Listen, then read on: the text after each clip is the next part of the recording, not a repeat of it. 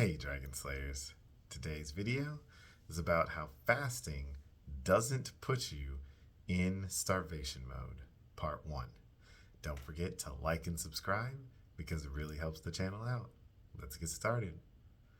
Although fasting was widely practiced historically, most of us today grew up believing some fundamental myths about the dangers of fasting. They are repeated so often that they often become perceived as infallible truths.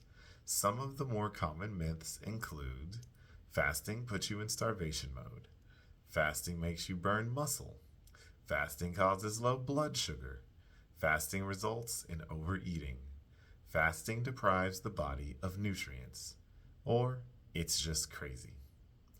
Although they were long ago disproven, these myths still persist. Most people mistakenly believe fasting is detrimental to health. The truth is quite the opposite. There are a significant number of health benefits, as we'll explore later. But first, let's examine myth number 1, that fasting puts you in starvation mode. Starvation mode is the mysterious bogeyman always raised to scare us away from missing even a single meal. Why is it so bad to skip a meal? Let's get some perspective here.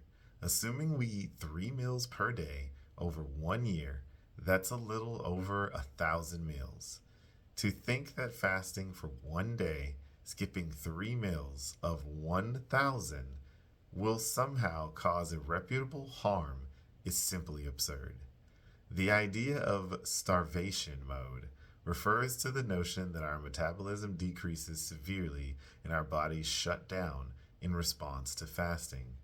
We can test this notion by looking at the basal metabolic rate, which measures the amount of energy that our body burns in order to function normally. To keep the lungs breathing, brain functioning, heart pumping, kidneys, liver, and digestive system all working, and so on. Most of the calories we spend each day are not used for exercise, but for these basic metabolic functions that literally keep you alive.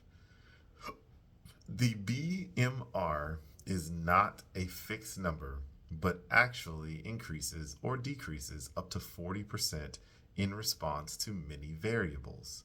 For example, Dr. Fung has never seemed to get cold as a teenager.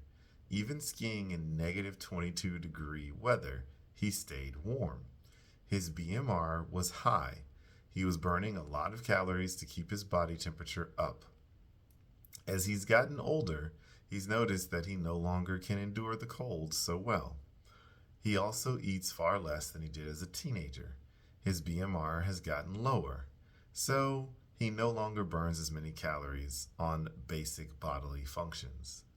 This is what most people mean when they say that metabolism slows down with age, and it contributes to the well-known tendency of older snowbirds from the Northeast and Canada to retire in warmer places like Florida and Arizona.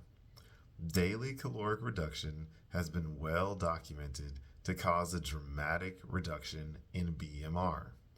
In studies with a baseline daily calorie consumption of approximately 2,500 calories per day, reducing calories consumed to approximately 1,500 calories a day for a long stretch of time will result in a 25 to 30% reduction in BMR.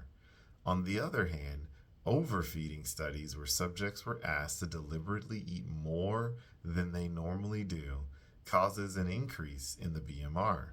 Reduced metabolism makes us generally cold, tired, hungry, and less energetic. Our bodies are essentially conserving energy by not burning calories to keep us warm and moving.